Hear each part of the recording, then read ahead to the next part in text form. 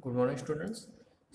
आज हम बात करने वाले हैं जो अपना जो अगला टॉपिक है वेस्ट हीट रिकवरी सिस्टम का। ठीक है, पिछले लेक्चर में हमने देखा था वेस्ट हीट रिकवरी सिस्टम, उसके उसके टाइप्स देखे थे, लो ग्रेड और हाई ग्रेड। उसके बाद उसके बेनिफिट्स देखे थे, तो कुछ डायरेक्ट बेनिफिट्स थे और कुछ इनडायरेक्ट बेनिफिट्स थे। उसके बाद हमने देखा था उसके टाइप्स, इक्विपमेंट, यानी कि कौन कौन से इक्विपमेंट को हम कनेक्ट करके इसका जो रिकवरी सिस्टम है उसको हम बढ़ा सकते हैं। ठीक है, और उसके कुछ एप्लीकेशन देखे थे, एडवांटेजेस देखे थे और बेनिफिट देखे थे। ठीक है, वहाँ तक हमारा बेस्ट रिकवरी का टॉपिक वो कवर हो चुका था। आज हम जो अपना जो अगला टॉपिक है कोजनरेशन, उसके बारे में पढ़ेंगे। ठीक है, what is the need for cogeneration. ठीक है, सबसे पहले हम देखते हैं कि कोजनरेशन मतलब क्या होता है। तो अगर हम किसी भी पावर प्लांट के बारे में अगर सोचते हैं, ठीक है, मान के चलो कि गैस टर्बाइन पावर प्लांट है या फिर स्टीम पावर प्लांट है। ठीक है, बेसिकली उसमें क्या होता है कि पावर प्लांट चलाने के लिए कुछ इक्विपमेंट्स की ज़रूरत पड़ती है। ठीक है, जैसे कंप्रेसर हो गया, कंबशन चेम्बर हो गया। ठीक है, उसके अलावा कुछ फ्यूल पंप रहते हैं, फीड पंप रहते हैं। ठीक है, कूलिंग टॉवर्स रहते हैं। ठीक है, और बहुत सारे उसमें कैसे रहते हैं, छोटे छोटे इक्विपमेंट्स रहते हैं, जिसके हमने पहले लेक्चर में देखा था कि एक पावर प्लांट के लिए कम से कम 10 से 15 इक्विपमेंट की ज़रूरत रहती है। ठीक है, बेसिकली कोजनरेशन मतलब क्या होता है, अभी जो स्टार्टिंग में जो आपके जो इक्विपमेंट्स दिए हुए रहेंगे, ठीक है, अगर उस इक्विपमेंट्स को चलाने के लिए हमें क्या लगेगा, पावर लगेगा। क्या लगेगा, पावर लगेगा। और वो पावर मतलब क्या रहेगा, अपना इलेक्ट्रिकल पावर। वो पावर क्या रहेगा, इलेक्ट्रिकल पावर। ठीक है, सो अ, उस उन इक्विपमेंट्स को रन करने के लिए हमें क्या लगेगा, इलेक्ट्रिकल पावर लगेगा। ठीक है, फिर हम क्या करेंगे, उस पावर की हेल्प से हम हमारा प्लांट को रन करेंगे, और प्लांट रन होने के बाद उसमें उससे जो हीट प्रोड्यूस होगी, हम उससे फिर हमारा जो एप्लीकेशन है वहाँ पे हम भेजेंगे। ठीक है, तो ये सिंपल प्रोसेस रहती है।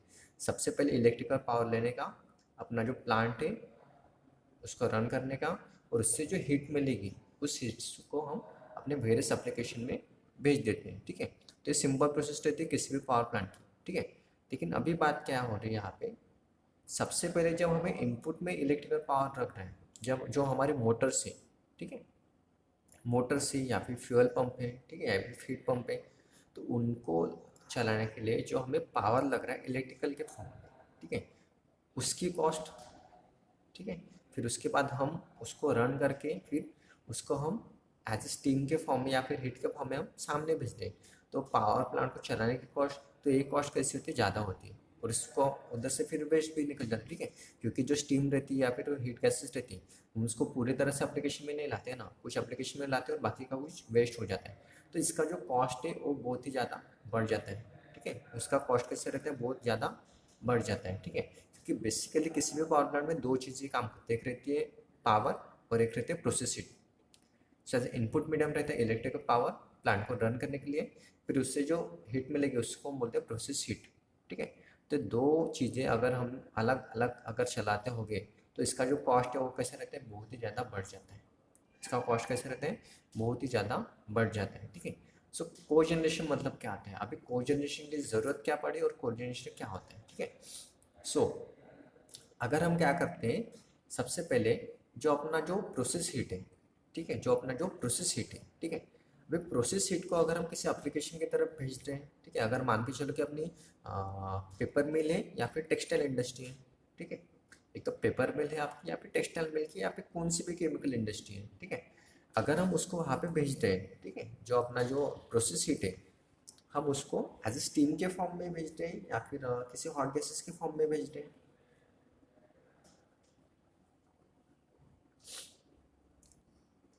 एक तो हम इसको स्टीम के फॉर्म में भेज सकते हैं या फिर एक हॉट गैसेस के फॉर्म में भेज सकते हैं। ठीक है, तो जब हम प्रोसेस हीट से हम उसको भेज रहे हैं किसी भी एप्लीकेशन की तरफ, ठीक है, अगर मान के चलो कि आपने प्रोसेस हीट को पूरे 100% भेजा पेपर मिल की तरफ, ठीक है, अभी पेपर मिल में हम उसको स्टीम को भेज दिया, अभी वहाँ पे उसके ऊपर एप्लीकेशन भी हुआ, तो 100% में से कुछ सिर्फ 70% ही वहाँ पे यूज़ में आए, और 30% क्या हो गया, वहाँ से वेस्ट एटमोसफेयर में हमने भेज दिया, यानी कि एनवायरनमेंट में भेज दिया। ठीक है, तो जो 30% है वो क्या हो जाएगा, वहाँ पे कम्प्लीटली वेस्ट हो जाएगा। ठीक है, वो वहाँ पे क्या होगा, वेस्ट हो गया। ठीक है, अभी कोजनरेशन क्या बोलता है कि जब आप प्रोसेस हीट में 100% हीट प्रोड्यूस कर रहे हैं, और अगर आप इसको किसी इंडस्ट्री में भेज रहे हैं, ठीक है, अगर वहाँ पे हम 70% यूज़ कर सकते हैं, और जो 30% जो अभी आपका बचा हुआ है, अगर आप उसको फिर से रीयूज़ में ला के जो अभी इनिशियल जो अपने को जो इलेक्ट्रिकल पावर लगने वाला है, अगर उस 30% से अगर आप पावर प्रोड्यूस कर सकते हैं, ठीक है, तो क्या हो जाएगा, जो इनिशियल कॉस्ट जो लग रही है पावर बनाने के लिए वो कैसे हो जाएगी, रिड्यूस हो जाएगी। ठीक है। सो कोजनरेशन क्या बोलता है कि सबसे पहले आप क्या करो, इलेक्ट्रिकल पावर तैयार करो। ठीक है, सबसे पहले क्या तैयार करो आप, इलेक्ट्रिकल पावर। फिर जो बची हुई जो स्टीम रहेगी उसको आप एज अ प्रोसेस हीट के द्वारा भेज दो। ठीक है, उसको एज अ प्रोसेस हीट के द्वारा भेज दो। ठीक है, सबसे पहले क्या होता था, पहले होता था प्रोसेस हीट, उसके बाद इलेक्ट्रिकल पावर। लेकिन अभी क्या कर रहे हैं कोजनरेशन में, सबसे पहले आप क्या तैयार करो, पावर तैयार करो उस स्टीम में से। फिर उस स्टीम में से अपना जो इलेक्ट्रिकल पावर लेके आपका जो प्लांट है उसको रन करो। उसके बाद उसकी जो स्टीम रहेगी उसको आप एज अ प्रोसेस हीट के द्वारा आप अपना एप्लीकेशन की तरफ भेज दो। ठीक है, सो इसको बोलते हैं कोजनरेशन, यानी कि दो जो सिस्टम है उसको कंबाइन कर रहा है। ठीक है, उसको क्या कर रहा है, कंबाइन कर रहा है और एक कंबाइन फॉर्म में उसको रन कर रहा है। तो इससे क्या होता है, जो इसकी जो कॉस्ट है वो क्या हो जाती है, फिर रिड्यूस हो जाती है। ठीक है, so this is the principle of cogeneration. ठीक है, इसको क्या बोलते हैं, कोजनरेशन बोलते हैं। जिसके सबसे पहले यहाँ पे देखो उसने क्या बोला है, a cogeneration plant produces both electrical power and process it simultaneous. मतलब ऐसा प्लांट जो इलेक्ट्रिकल पावर और प्रोसेस हीट साइमल्टेनियसली फॉर्म करता है या फिर प्रोड्यूस करता है, तो उसको क्या बोलते हैं, हम कोजनरेशन बोलते हैं। ठीक है, मतलब ऐसा प्लांट जो इलेक्ट्रिकल पावर भी तैयार कर रहा है और प्रोसेस हीट भी तैयार कर रहा है। ठीक है, तो इससे क्या होगा, इलेक्ट्रिकल पावर जो पहले लग रहा था, मतलब कहाँ से भी वो पावर ले रहा था, अभी उसको वहाँ पे उसको पावर लेने की ज़रूरत नहीं पड़ेगी। ठीक है, तो उससे क्या होता है, डायरेक्टली जो कॉस्ट है उसके ऊपर इसका फ़र्क दिखेगा और इसका जो कॉस्ट है वो क्या हो जाएगा, रिड्यूस हो जाएगा। ठीक है, सो अभी दो पैरामीटर इसमें बेसिकली यूज होते हैं। सबसे पहले रहते हैं प्रोसेस हीट। सबसे पहला क्या रहेगा, process heat. So there are several industries such as paper milk, textile milk, chemical industry, process unit, sugar factories, rice mill, or production and refining, heating, or so on, where saturated steam at the desired temperature is required for heating, dyeing, etc. for constant temperature heating.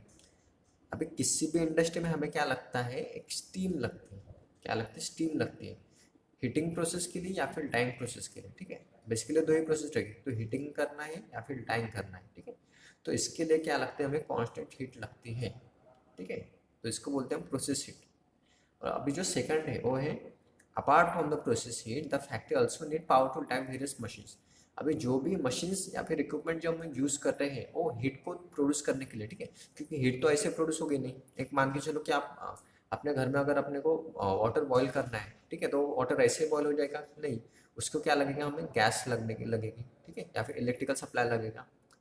ठीक है, सबसे पहले अगर हम उसको क्या करते हैं, गैस कनेक्शन देते हैं। ठीक है, तब क्या हो जाएगा, वो वाटर बॉयल होगा, फिर उसमें जो स्टीम निकलेगी, फिर उस स्टीम से हम किसी भी एप्लीकेशन में उसको भेज सकते हैं। ठीक है, लेकिन जो अभी इनिशियल हम तो उसको गैस या पावर सप्लाई देना पड़ता है ना।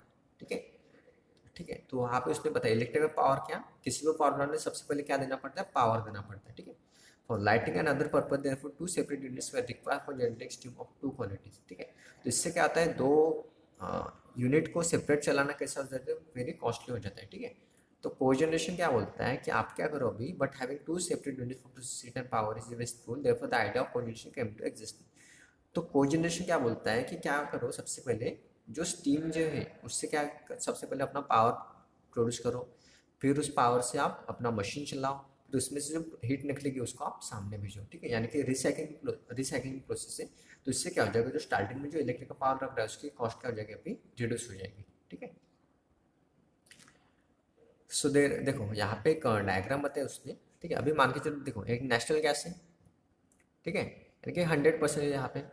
अभी उसको एक टरबाइन को चलाना है, गैस टरबाइन को चलाना है। ठीक है, सो पावर के लिए उसको 35% लगेगा। पावर के लिए कितना लगेगा, 35। मान के चलो कि 100 रुपीज़ यहाँ पे है, 35 तो उसको सिर्फ पावर के लिए चाहिए। उसके बाद 45% चाहिए स्टीम या हॉट वाटर के लिए।